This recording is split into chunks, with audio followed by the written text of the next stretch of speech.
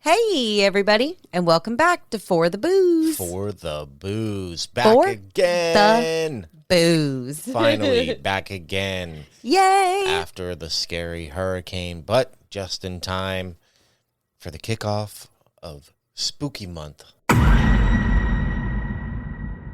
October. Halloween time. Happy Halloween. Well, happy Halloween time.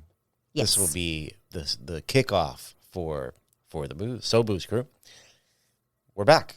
We are. Back. It was very weird to be gone for a week. It was, definitely. And unfortunate circumstances, too. Yeah, I didn't like it. That was rough. It was. It kind of came out of nowhere. It was very strange. We, fortunately, were some of the luckier ones. Yes, you know, very much so. We had some scary 2 days, but we made it out unscathed, thankfully. Well, not unscathed. Our room leaked like crazy, but yeah, you know, nothing out of the norm.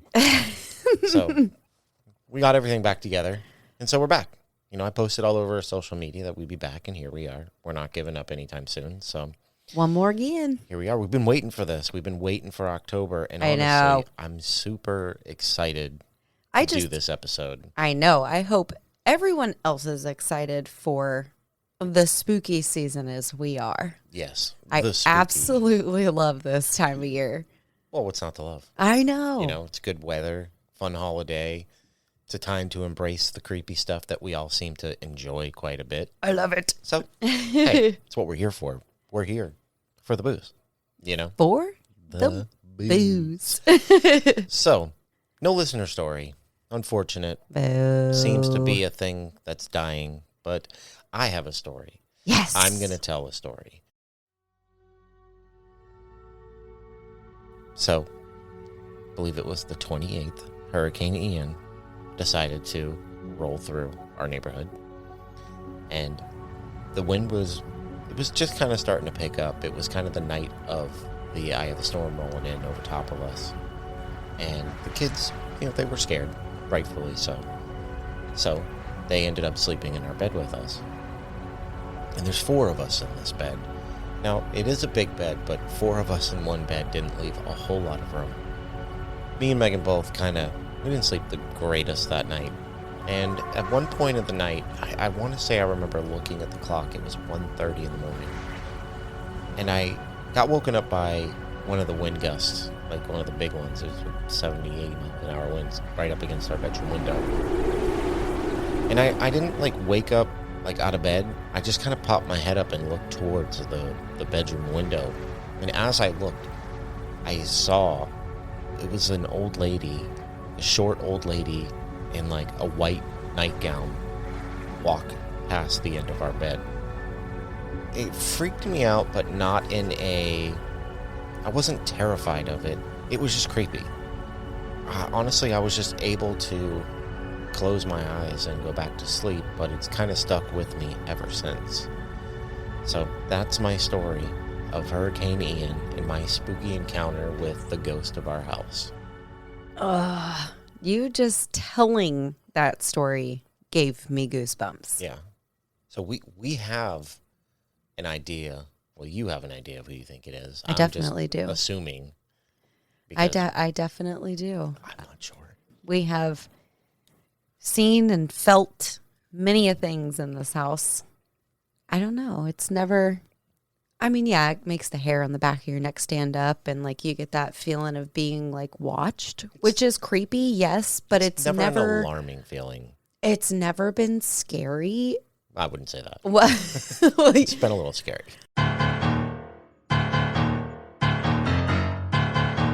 I don't know.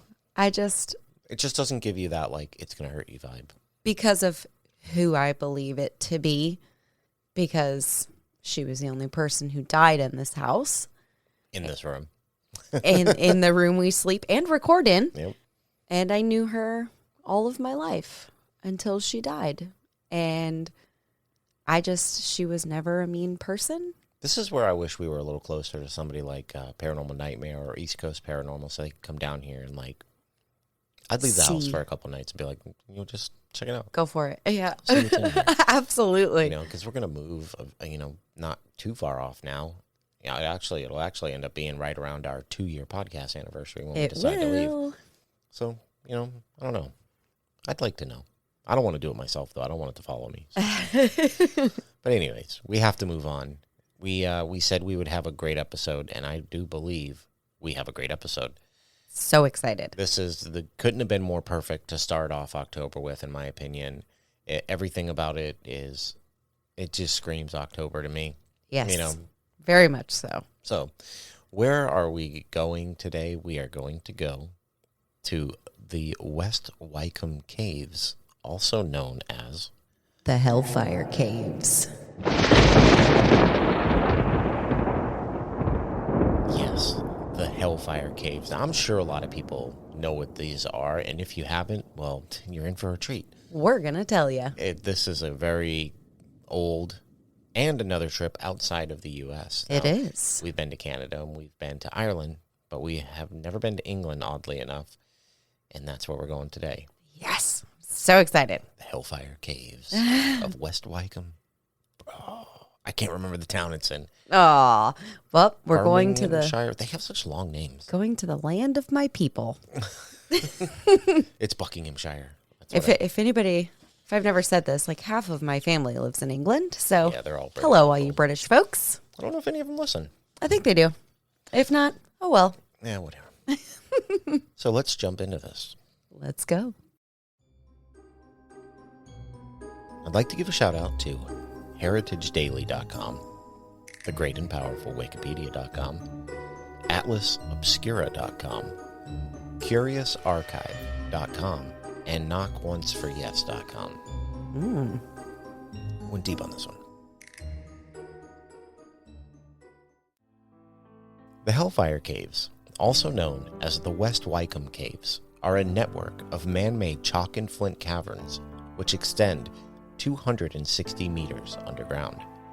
They are situated above the village of West Wycombe, at the southern edge of the Chiltern Hills, near High Wycombe in Buckinghamshire, southeastern England. The caves run into the hillside above West Wycombe village, directly beneath St. Lawrence's Church and Mausoleum, which were also constructed by Sir Francis Dashwood around the same time the caves were excavated. West Wycombe Park, ancestral seat of the Dashwood family and also a National Trust property, lies directly across the valley. This area can be viewed directly from West Wycombe House. The unusual design of the caves was much inspired by Sir Francis Dashwood's visits to Italy, Greece, Turkey, Syria, and other areas of the Ottoman Empire during his grand tour. The caves extend about a quarter mile underground, with the individual caves or chambers connected by a series of long, narrow tunnels and passageways.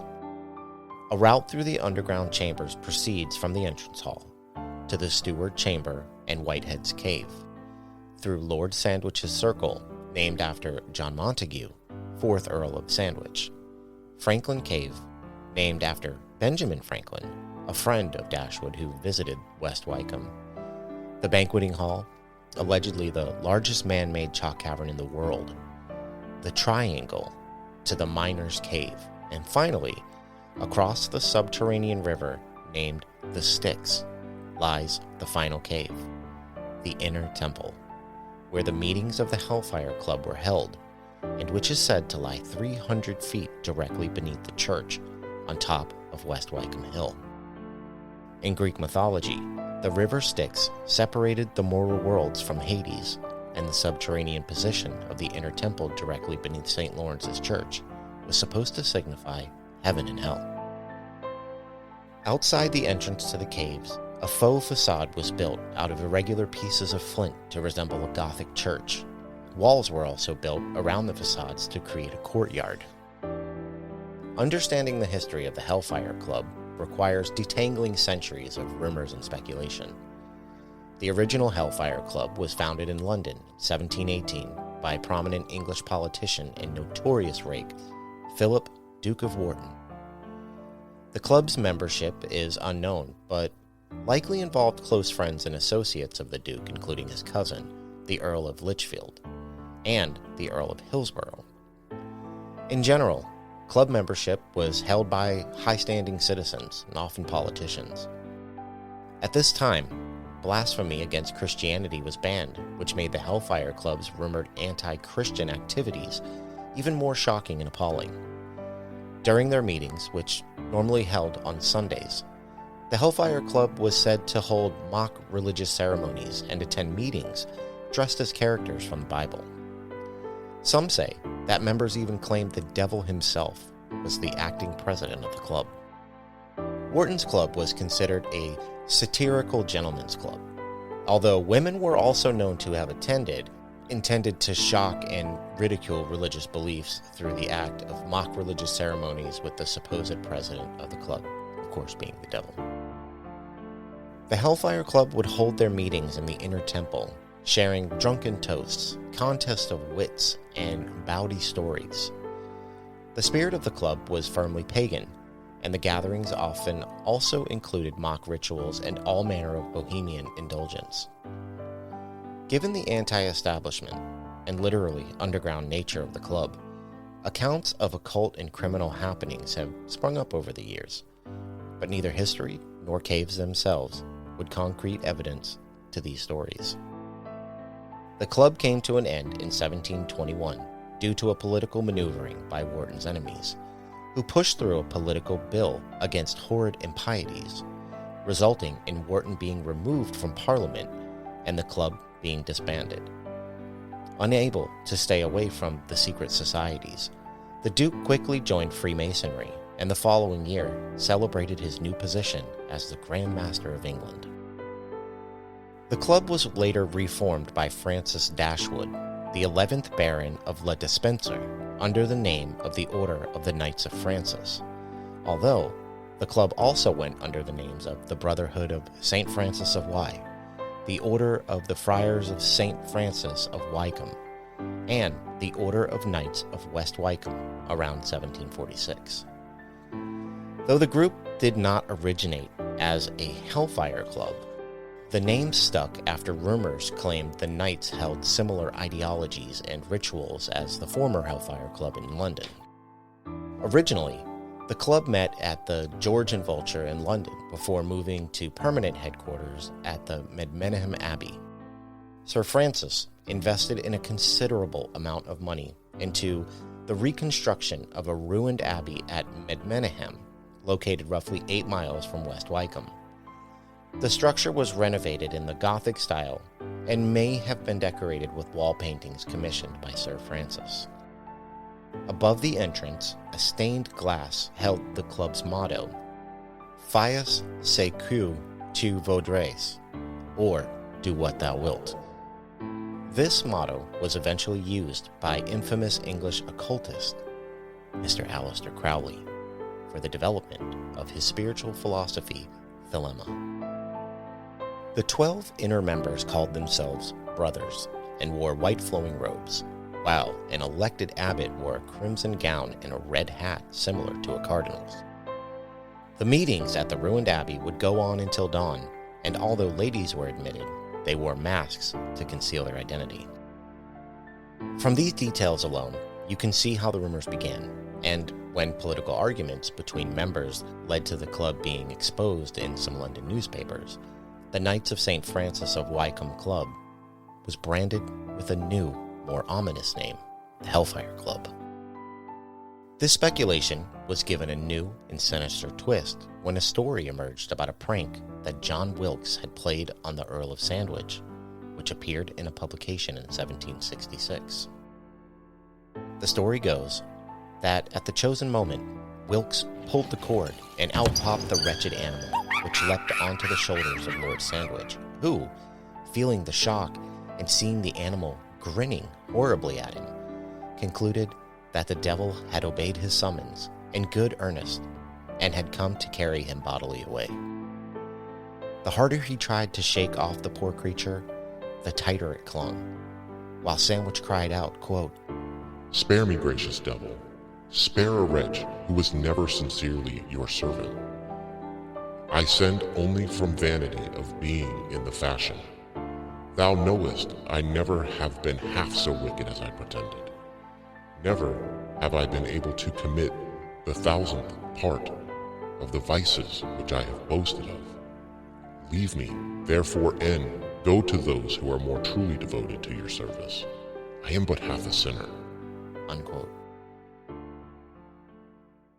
Now, this is where information on the West Wycombe Hellfire Club gets a bit murky. Secondary sources are often contradictory or based on hearsay, and primary sources are unfortunately very scarce. This is thanks to Paul Whitehead, the club's steward and record keeper, spending 3 days prior to his death burning all the club's records. Through his actions, Whitehead has successfully taken most of the club's secrets with him to his grave. So what is actually known? Well, Sir Francis was indeed responsible for commissioning the construction of the original caves in West Wycombe to employ local workers and complete the roadworks. The Hellfire Club meetings were potentially held in the caves during or after the time the meetings were being held at Meneham Abbey. According to some first-hand accounts, these meetings included banqueting, drinking, hired women, poetry, and song. And there's also a list of known members from this Hellfire Club, compiled from various letters and other remaining sources. Similar to the original Hellfire Club, the majority of the members were politicians and other high-standing members of society.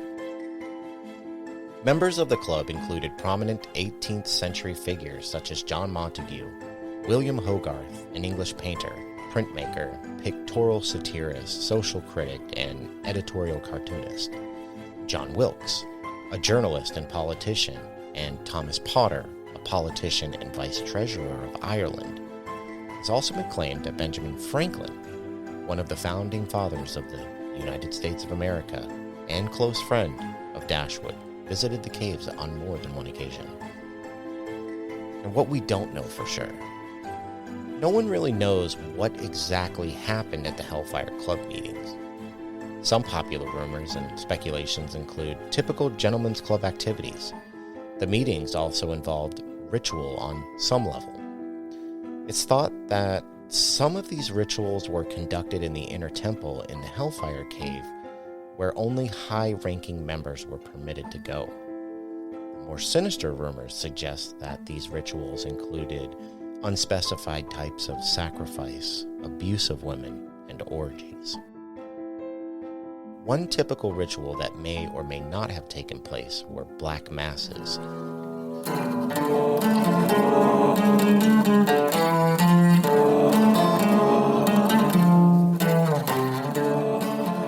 A satanic ceremony based on obscene mockery of the Catholic Mass. Members were also accused of being worshippers of the devil, a rumor that could be rooted in the original Hellfire Club jokingly stating that the devil was their leader.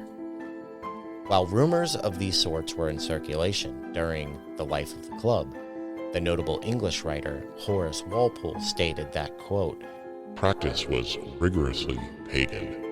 Bacchus and Venus were the deities of whom they almost publicly sacrificed, and the nymphs and the hogsheads that were laid in against the festivals of this new church sufficiently informed the neighborhood of the complexion of those hermits. Unquote. Now, despite the rumors of dark appeal, there's no evidence that the Hellfire Club considered themselves to be devil worshippers, or that any reports of ritual sacrifice and orgies were even true. Dislike for gentlemen's clubs during the 18th century were likely the cause of any hearsay, especially for an organization that prided itself on secrecy. But some actions of the Hellfire Club members certainly played into the public accusations. An example of this can be found in a particular portrait of Sir Francis Dashwood painted by fellow Hellfire Club member William Hogarth. The oil-on-canvas painting from around 1764 could seemingly pass as a typical rendering of Francis of Assisi, patron saint of animals and founder of the Franciscan order. The similarities are obvious when comparing Hogarth's painting to other images of St. Francis. The first by Sigoli from the late 16th century, and a second, earlier example by Giotto from the late 13th century. At first glance, Hogarth's painting of the leader of the Hellfire Club appears quite harmless, but a few small details hint at the portrait's true intentions of either playfully poking fun at critics of the club or confirming everyone's bleakest suspicions. The first interesting detail is Sir Francis's halo, a symbol typically used in Christian art to depict an individual's holy status. Closer inspection reveals that this is no ordinary halo, as it contains the face of a man looking down at Sir Francis. The face belongs to fellow Hellfire Club member and friend of Sir Francis, John Montague, the Earl of Sandwich. A second noteworthy detail is the open book in front of Sir Francis on the rocky altar.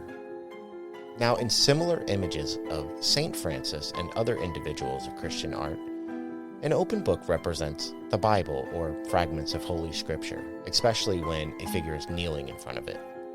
However, scholars have determined this is in fact not the Bible, but the erotic novel Elegantiae Latini Sermonis by Nicholas Courier.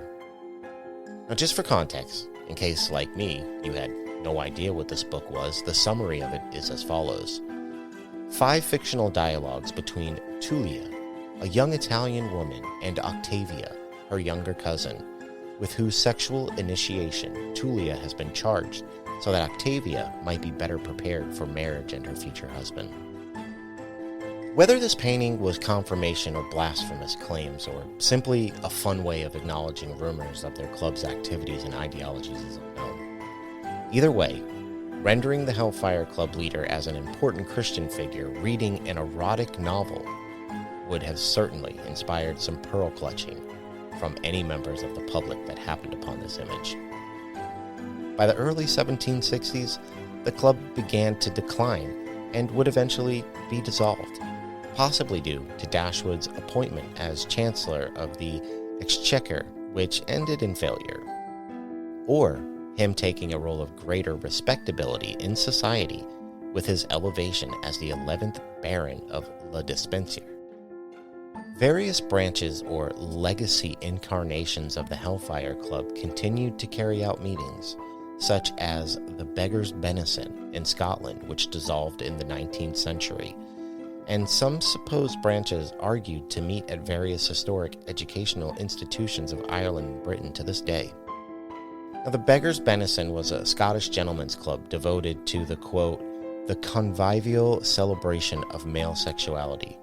It was founded in 1732 in the town of Anstruther of the Firth of Forth, and is often mentioned in descriptions of the libertine culture of 18th century Britain.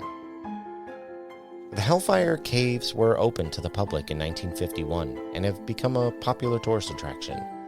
They have been updated and reinforced to make sure that they are safe, with modern electric system and a cafe/gift shop being installed. Many of the smaller chambers have been fitted with mannequins and tables, which gives visitors a pale reflection of the original uses of the caves. The modern amenities have stripped some of the mystery from the site, but the spirit of the Hellfire Club still remains today. Yay! That was so good. There's a lot of history on the Hellfire Club and how it started. And I started to write some on this Beggar's Benison, and it is weird. Really? It is super. If you're out there and you're curious, look into it. It is very strange. It's just weird. Just look into it. That's crazy. And I know, like, this place is really old, and I know that very back then, like, men's clubs and clubs in general. I've heard a lot of different reports as far as, like, women going.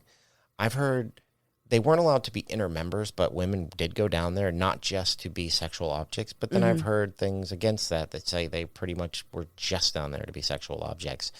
And there are, in videos, if you watch, there's like these little alcove rooms off of some of the bigger cave systems, and they used to put beds with curtains covering them where people would go have sex.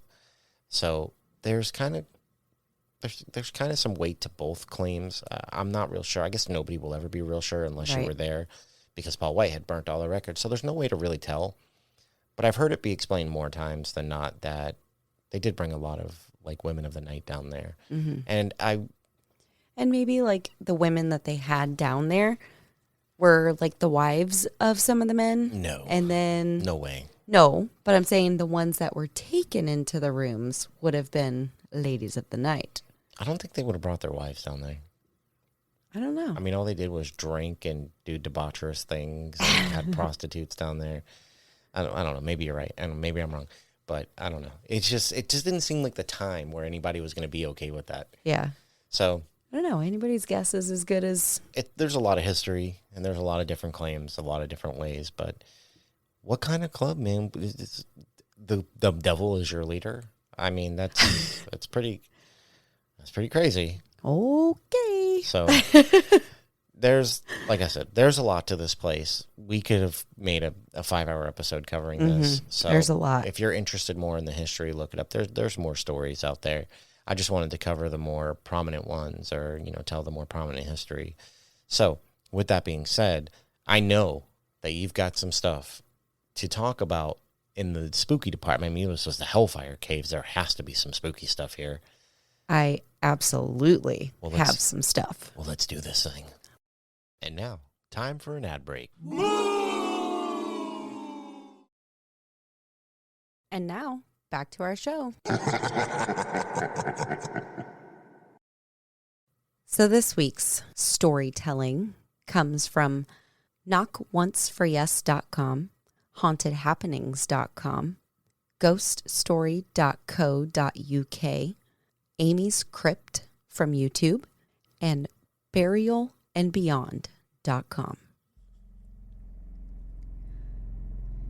The infamous Hellfire Caves in West Wycombe are notorious for their dark, satanic past. Hellfire Caves, with its haunted recesses and intense paranormal activity, is an incredible location for an overnight ghost hunt. Rituals, worship, sacrifice, and a documented death form part of its dark history, and possesses a truly sinister feel, with only one way in and one way out. Ghost hunts here have delivered some incredibly huge results, with whole groups hearing chanting coming from the inner temple, guests hearing voices, people being touched, and a feeling of sheer terror. Despite now being unused and 200 feet below ground level, the Hellfire Caves have lost none of its tremendous fear factor. Dominating the landscape as you drive towards the small village of West Wycombe is the hill that houses the network of caves infamously known as the Hellfire Caves. It is believed that the site was originally an ancient hill fort, and that the cave system was dug out of a chalk mine that had existed for centuries. Since the 1700s, however, the hill has been occupied by an imposing octagonal mausoleum, its entrance overlooking magnificent views across the valley, and its high flint walls open to the sky. Rising up behind is the steeple of the Church of St. Lawrence, topped with its unusual golden globe. These now famous landmarks, as well as the caves that lie 300 feet below them, deep within the ancient hill, are the works of Sir Francis Dashwood, and some say that this design, with the church high up on the hill and the caves directly below, was supposed to represent heaven and hell. The entrance to the caves does nothing to dispel its slightly sinister reputation. Just past a spiked iron gate and flickering torches shows the way into the first dark tunnel, over which a crucifix hangs. clearly playing on the creepy associations the place has garnered over the years. The first tunnel is brick-lined, and the walls are adorned with infamous plaques. Of course, it's lit well enough to see without harming yourself, but it's quite obvious that the intermittent lighting is merely nipping at the edges of the shadows down in the depths. They say it's a darkness that is so thick it almost seems to have substance, and the light seems to serve only to bring that darkness alive, casting shifting shadows that chase you around blind corners and into dead ends.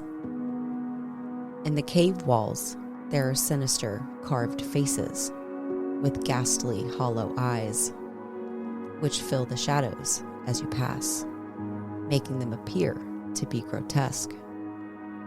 In the first cave, whether it be paranormal or simply geological in nature, people say they experience a bitter chill and a distinct change in the atmosphere. It's known to be freezing, and there's a pressure in the air. This is where one can encounter one of the main ghost stories associated with the caves, and there is a frighteningly spooky mannequin tucked into a dramatically lit cavern to help tell the story. It is the figure of the club's steward, Paul Whitehead, and he is depicted sitting next to the urn that once contained his heart. The figurine is shown doing what he did in life, writing in the cellar book that recorded all that the Hellfire Club drank at each meeting. When Whitehead died, he left Sir Francis Dashwood £50 with which to purchase an urn. He asked that his heart be sealed in the urn and placed in the great mausoleum on top of the hill, as a memorial of his warm attachment to its noble founder. Dashwood honored the request, purchasing an urn upon which an epitaph read, quote, "Unhallowed hands this urn forbear. No gems or orient spoil lie here concealed, but what is more rare, a heart that knew no guile." End quote. Whitehead's heart was sealed within and carried in a large and grand procession up the hill to the mausoleum where it was placed, but by all accounts, it was not left to rest in peace, with the heart apparently quite often taken out of its urn and shown to visitors. It was when a visitor stole the heart from the mausoleum, Paul Whitehead's apparition started making appearances. After the theft, the apparition of Whitehead was seen moving about the gardens of West Wycombe house, and after the urn was moved into the caves for safety, visitors began reporting encountering the apparition of a man in 18th century clothing on the hillside near the mausoleum and in the caves, where he is sometimes mistaken for a member of staff in historical dress, until he fades away before the witnesses look him in the eyes. There's also the apparition of Sookie, the local beauty absolutely admired by the town's resident young men. But Sookie had her sights set on bigger things. Hoping to escape the small town on the arm of a wealthy man, she thought her day had finally come when a suitable bachelor happened to be passing through town and seemed to take quite a liking to Sookie. The girl was smitten with the man, so giddy in fact that when she received word that her feelings were reciprocated, she didn't doubt it for a moment. A group of local men, jealous and bitter, decided to play a cruel prank on her. They gave her a message, supposedly from the target of her affections, telling her she must go to meet him at the caves that very night and to wear a wedding dress so they were able to elope. Sookie did exactly as she was asked, searching the dark, lonely depths of the caves, looking for her love. Hello? But of course, finding no one. When the local men gave the game away, she realized the cruel trick, and in her pain and frustration, she flung a handful of gravel at the laughing men. Full of sport, the boys retaliated. Unfortunately, amongst the stones they flung back was a large rock, which hit Sookie in the head, and she was killed where she stood, heartbroken and in her white wedding gown. They say that her ghost is said to still haunt the caves. Visitors have heard screams and cries emanating from the hall that they attribute to Sookie.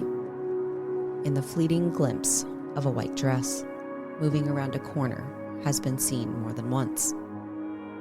Visitors have even asked staff if the caves have been hosting a wedding or a fancy dress party in the banqueting hall, as they have been confused by seeing a lady in a white dress. And one customer told of how he had witnessed a white ghostly figure cross from the left to the right side of a passageway. Being a complete skeptic, he raced down there to discover the cause, but found no one, and was met with nothing but darkness and silence. The Phantom Bride even makes the odd appearance on camera, with tourists later discovering odd mists and blurred forms on their photographs that just might resemble a moving figure in a white dress. Fully owning the ghost story, the caves have provided information boards about the haunting of Sookie, and even a life-size model of her, looking suitably spooky in a gaudy white dress and blood-smeared brow.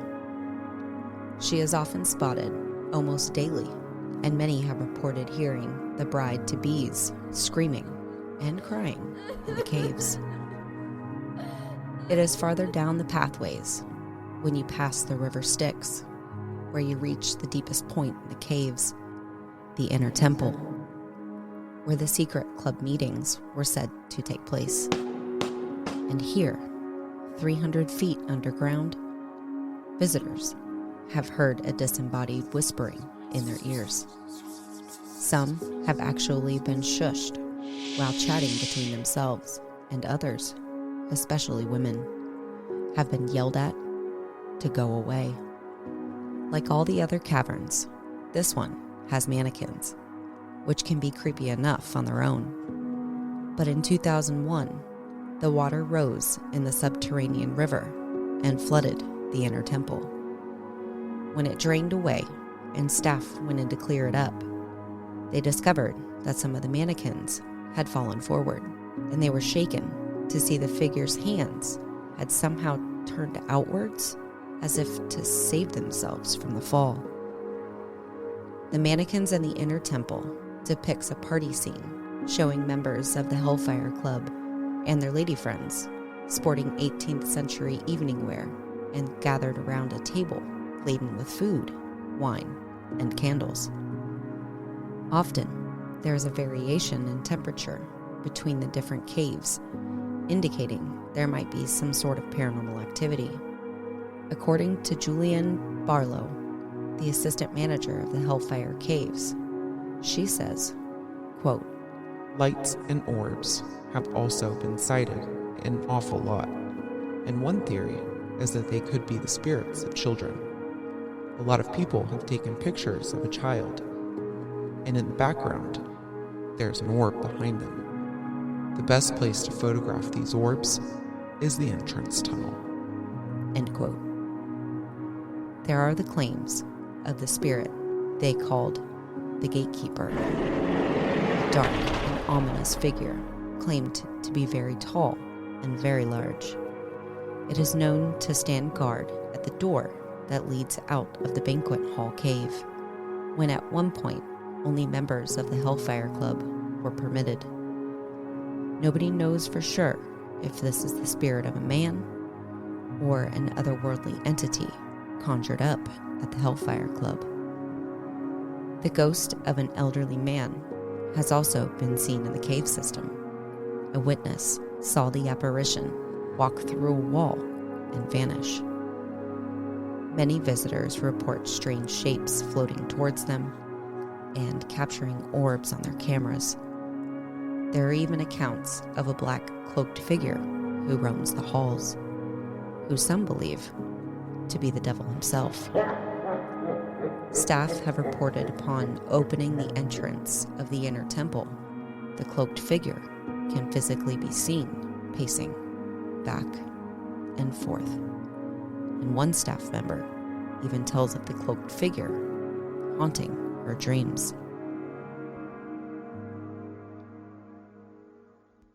It was just 3 months ago that the YouTube channel Amy's Crypt paid a visit to the Hellfire Caves. As watchers of her channel, we thought this would be a good account of a paranormal investigation for this first episode to kick off our Halloween month. Like most videos, it opens with Amy and Jared outside, standing in St. Lawrence's churchyard, talking about the history and lore of the location. Amy says, quote, "This place is one of the most haunted locations in the world, if not the most haunted." End quote. Almost immediately, as they enter the caves, Amy states how cold the temperature is, and she is even able to see her own breath, much like visitors before her. As they walk up on Paul Whitehead's mannequin, they notice the urn, and as they discuss the story of his heart, Amy turns her head as she starts to hear scratching from behind her. As they head off to investigate the sound of the scratching, they move deeper into the tunnels. As they once again called out to the spirits of the cave, they suddenly hear what sounds like growling, seemingly coming from nowhere.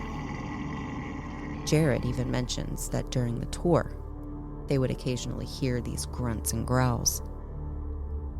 During the tour portion of their visit, staff members told them about people breaking out in fits of laughter and made claims that what they believed to be an imp that was caught on camera previously. And one of the staff members even told a story of her own mother laughing uncontrollably in this area. It was in this area that Jared found himself laughing during the investigation for no reason, and they believed it to possibly be the spirit of the imp.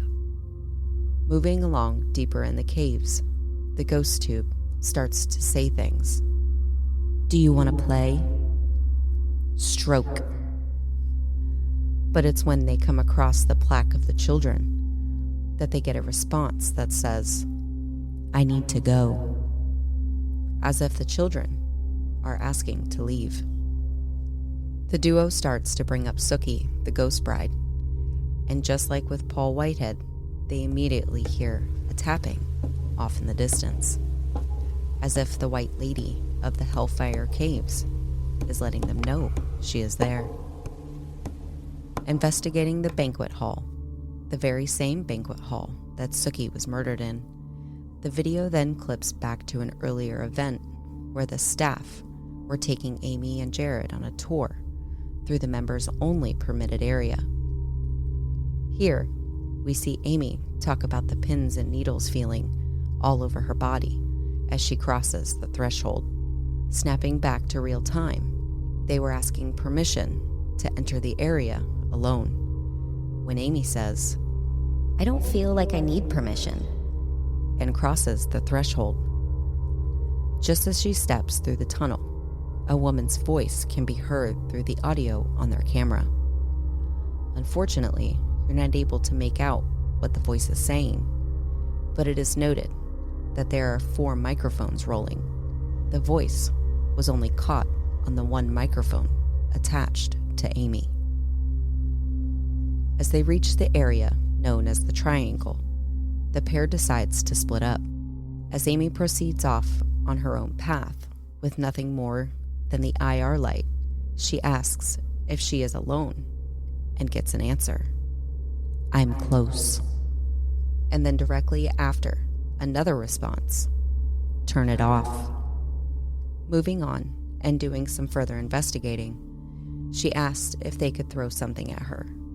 And again, Immediately after, movement can be heard in the darkness in front of her and behind her. Amy says, "That's weird. I'm moving on." as she states they are going to cross the River Styx, and calls out to the spirits. "Come with us." As they reach the entrance, Amy stops in pain and says the left side of her head was starting to hurt. Pushing on, they then notice that they are standing in front of the mannequin depicting the form of Suki. What truly makes this strange is that during their tour, a medium who was in that area with them was feeling something on her head too, right in the very same spot that they were standing. Karen, the medium on the tour, told a story of when she enters that area just before the River Styx, she feels an entity try to take over her body. She says that when she feels the entity, she can hear him laughing and trying to take over her mind. She hears a voice saying, "I'm coming for you." When Amy asks if they're coming in a good way to help like a guardian angel, Karen says, "No," and is visibly shaken. They go on to ask the entity some questions, one of which being, "What is your name?" And the only reply that they get was the name Jester. So Amy and Jared go on to invite Jester to join them in their investigation. As we find ourselves back in the investigation, they have moved forward through the tunnels a little more and begin to call out to the spirits, asking if they were willing to communicate with them. The second they ask that, they start to hear a clinking noise coming from what seems like all directions. They both frantically start asking each other where it came from, but Jared notes that it's so echoey inside the caves, it's nearly impossible to tell. As it's been since the beginning of the investigation, as soon as everything starts, it seems to stop. So the two push onward, deeper into the tunnels. As they finally reach the River Styx, a river told in mythology to be the end of the line, meaning where the mortal world ends and the spirit world begins, essentially being the doorway to hell. They start talking about the lore of the river itself, and from inside the inner temple, a tapping can be heard.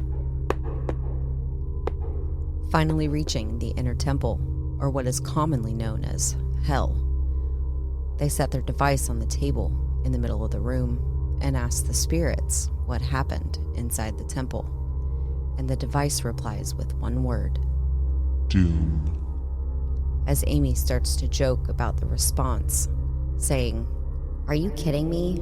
Doom?" Movement can be heard just outside the room, like feet shuffling on the gravel, just outside in the hallway. Having had such good luck in communicating with whatever was down there, the two decide to make their way back to their base camp and set up for more experiments. Walking back to camp, they get a response from their device that says, "Do you want to play?" In the same exact spot that they received the very same response on the way in. As they respond back, "Yes, we'd like to play." they start picking up EMF spikes that quickly stop and cannot be found again. Setting up now with SLS cameras, REM pods, and cat balls. As they start to explain to the camera what they had set up, the cat ball in the tunnel started to light up. Getting strange cold spots on just the lower part of her leg, Amy starts to ask questions. She asks, "My favorite color is yellow. What's yours?" and "My name is Amy. What's yours?" trying to get a response from whatever may be there with them. She even goes on to sing the children's song, Ring Around the Rosie, and hopes to get something. But nothing happens. Until they walk away. A cat ball starts to light up the moment they take one step when starting to walk off. Reviewing the SLS camera footage later, they discover a figure appears in the camera, standing in the doorway in the banquet hall to the members-only area where the gatekeeper had been seen many times before.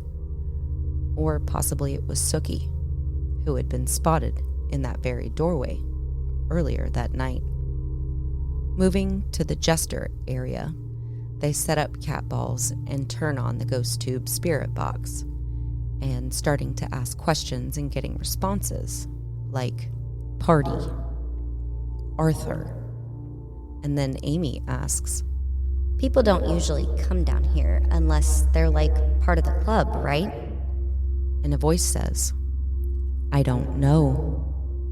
And then she says, Well, we are down here, and I hope that's okay. Were you talking to the devil or doing dark things down here at one point?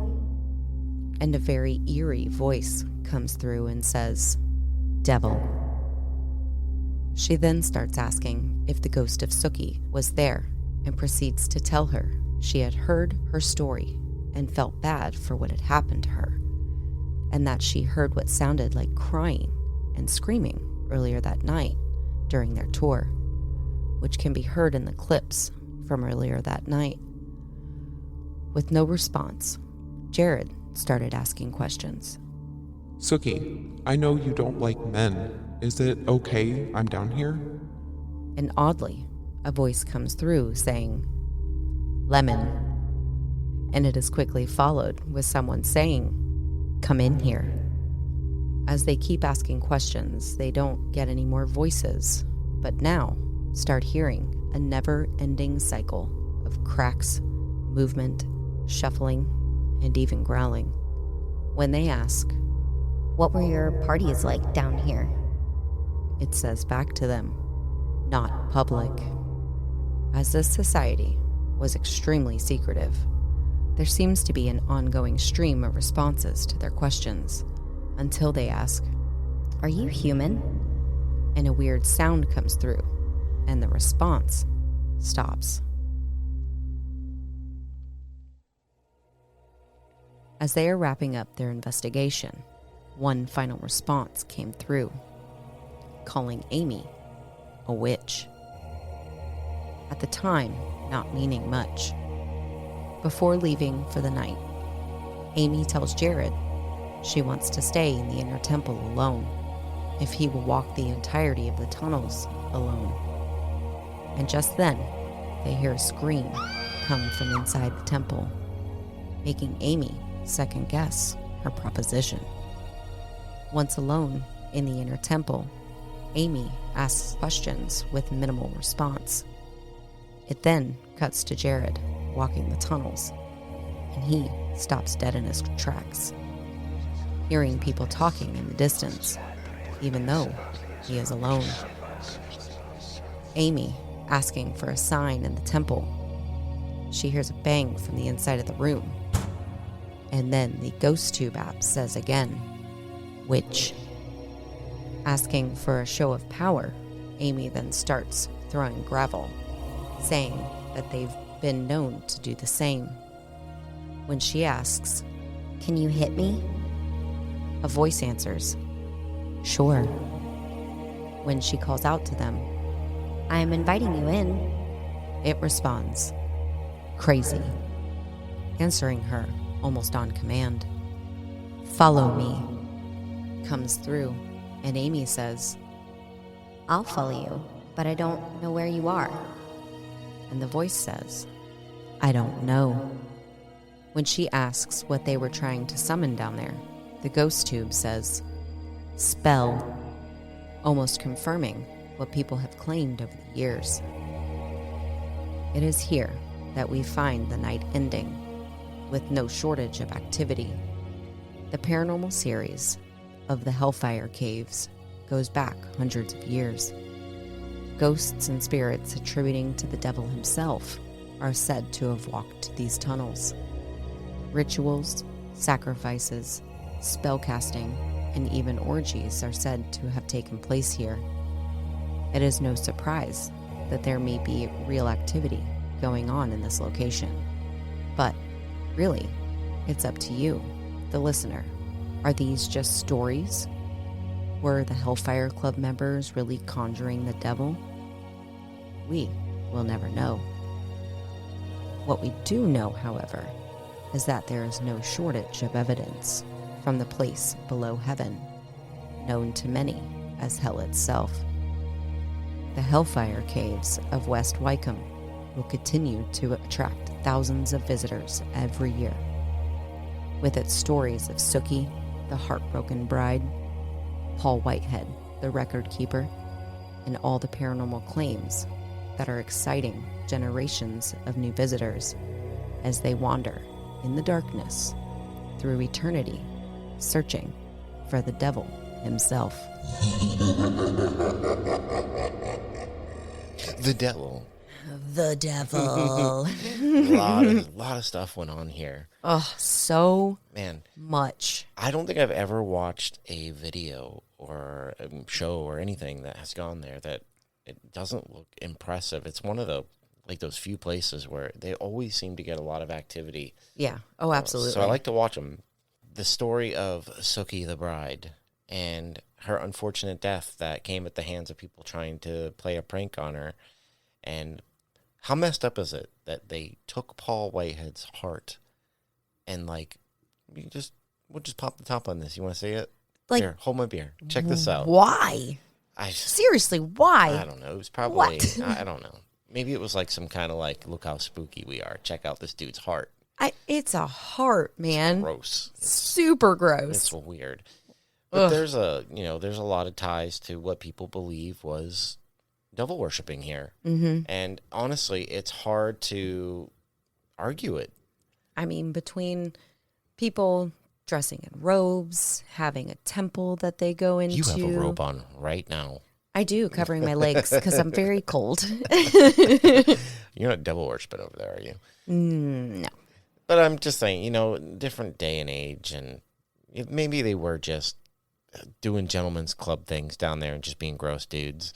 We don't know, but there's so many good stories from this. And like I said, this is just tip of the iceberg. There's absolutely. a lot of information and a lot of different investigations on this place that you can go check out over the years. Mm-hmm. So I would do that. Now, I know we usually move into our Is It Real portion, but before we do, I was indeed able to find EVPs that we are going to listen to. Yes, I'm so excited. As, like usual, I haven't listened to these, so I don't know what they are. So I think we're just going to go through a few videos and hear what the Hellfire Caves have to offer for EVP stuff. Let's do it. So, first, we're going to check out a YouTube just named EVP Voices. And this is from July 27th, 2019. But that was when it was uploaded. Okay. But the EVP Voices are at the Hellfire Caves in 2008. Oh, wow. So this predates a lot of the TV stuff that we watch, minus, say, Ghost Hunters. But, I mean, this would be the same year Ghost Adventures came out, I'm pretty sure. Maybe I'm wrong on that. I think I'm right, but maybe I'm wrong. So, I mean, it does. It predates a lot of stuff. So this would have been early on before ghost hunting was really the bee's knees. Yeah, and it's big boom. Yes. So let's check this one out.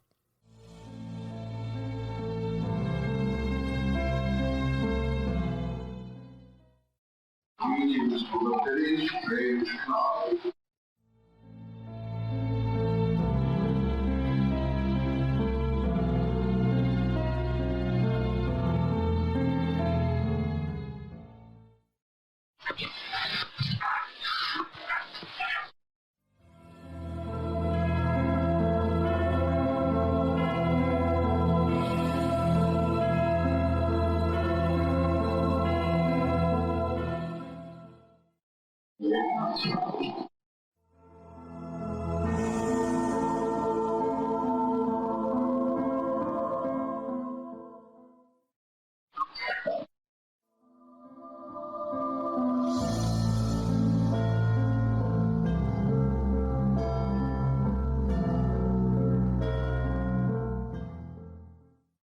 Throw us a stone if you can.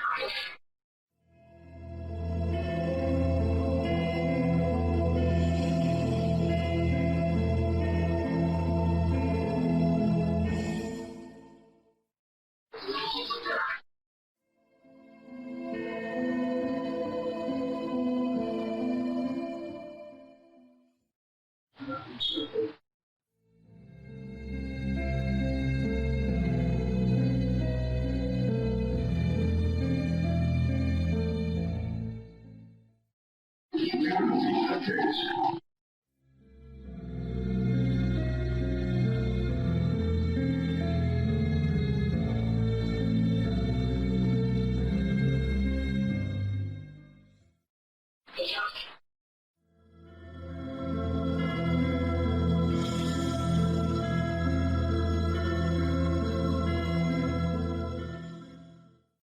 If anyone would like to stand in it, that would be lovely.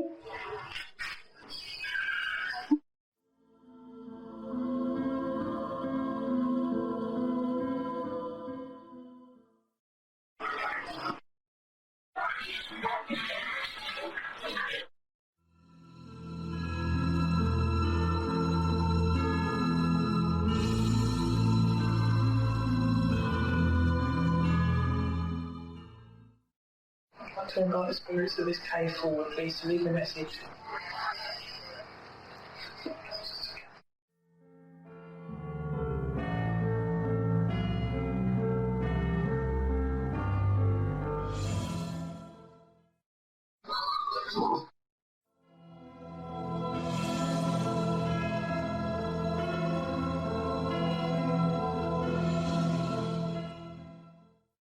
Yes, it'd be far more fun in the dark, wouldn't it?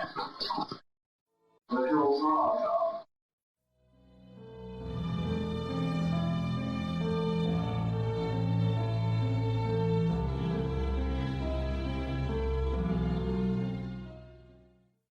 If there is anyone here.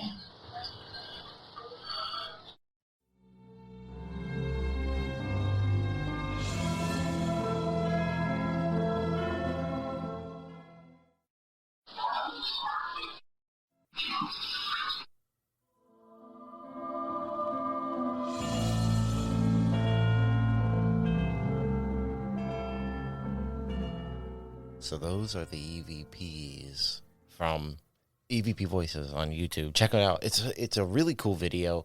I know there's like a lot of music playing, but in the video, there's like a lot of. It was during an investigation, and there's pictures that go along with it, and what they think the voices are saying, and some of them are saying some pretty evil stuff. I have to say. I mean, there was Demon. There was be careful behind you. Yep, there was bang on the door. There was a bunch of really crazy stuff. Oh, so crazy. I couldn't make out a lot of them, but wow. It was super cool. I really enjoyed that. It was pretty creepy, I'm not going to lie. There's a couple shorter ones. Let's check out some of these. This is a 20-second clip. It says, Ghost Voice EVP captured at Hellfire Caves by YouTuber Barry Gahai, G-H-A-I, B-A-R-R-I-G-H-A-I, from 2019. Play that EVP over the mic. We ask you this with respect.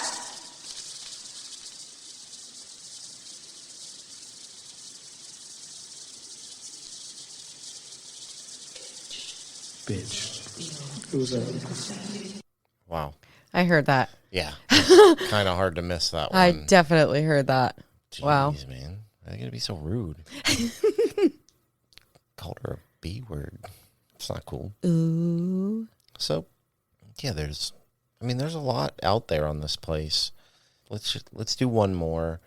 This is from a YouTube channel called Paranormal Contact, and this is from all the way back in 2012. And the title of this video is EVPs from Hellfire Club. Let's see what this is about.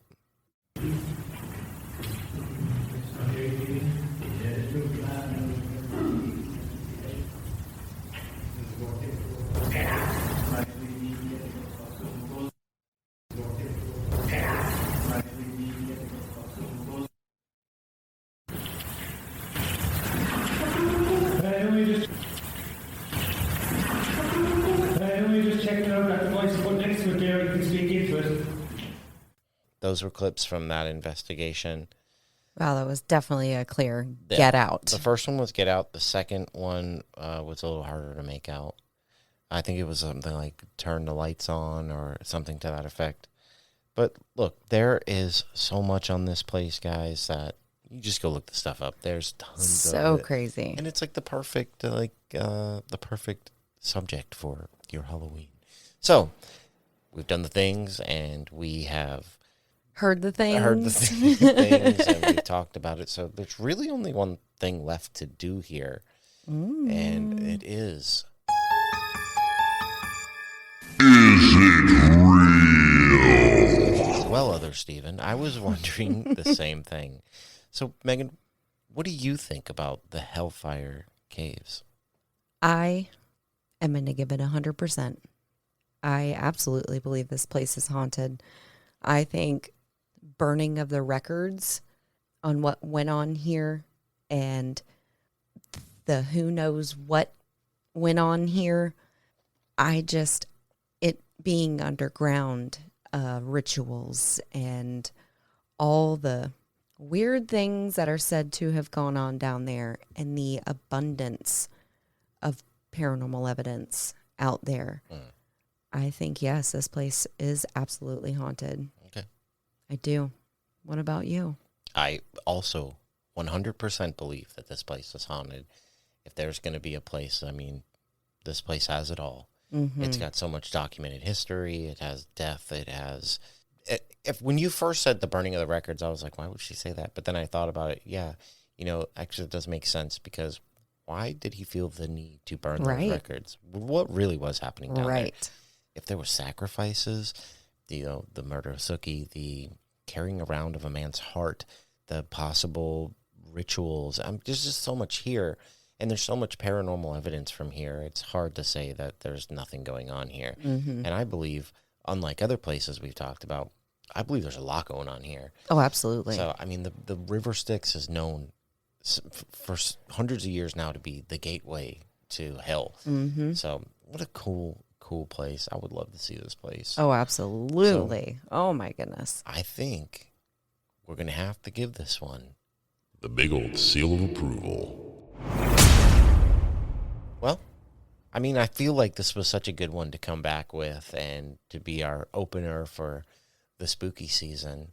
Halloween time. Well, when we come back, we have one that's going to follow this that is somewhat relatable to this, and I think equally as scary and creepy, and I can't wait to do this next one. So we saved some good ones for Halloween. Guys, we are so incredibly excited to be bringing you our Halloween spooks. Oh, yes. Well, Halloween just happens to be on a Monday, which just happens to be the day that For the Booze comes out. So we're having one come out on Halloween that might surprise you, but in a fun, spooky way. So just remember, we've got some things coming for you guys. We do. So this is going to end it, and where can they find us? They can find us on Instagram at forthebooze_podcast and on Facebook at For the Booze. You can also find us on Twitter at, you guessed it, For the Booze, and over on YouTube if you'd like to watch it or whatever, watch on your phone, I don't care. For the Booze, same thing, everywhere we go. And don't forget, forthebooze12@gmail.com. Send us in your spooky stories. Send us in your show suggestions and or whatever. If you just want to reach out to the show and tell us we're doing a good job, that's fine too. And don't forget to rate the show. Rate, review. Come on, guys. All that good stuff. 5 stars. We want to be able to do things. Go bigger, go better. And we can't do that without your help. That's right. We do this for you guys, but that's why we don't ask for any money. We don't set up like Patreons and stuff. So no. If you could just rate the show, it'd be a huge help, and maybe one day we can get a sponsor and we can do more things. So, with that being said, I just don't think there's much more to say about the Hellfire Caves that we haven't already said. So, remember to come back next week, everybody, on Monday for what I think is going to be such a good one. Thank you so much for listening, everybody. We'll see you in the next one. Bye.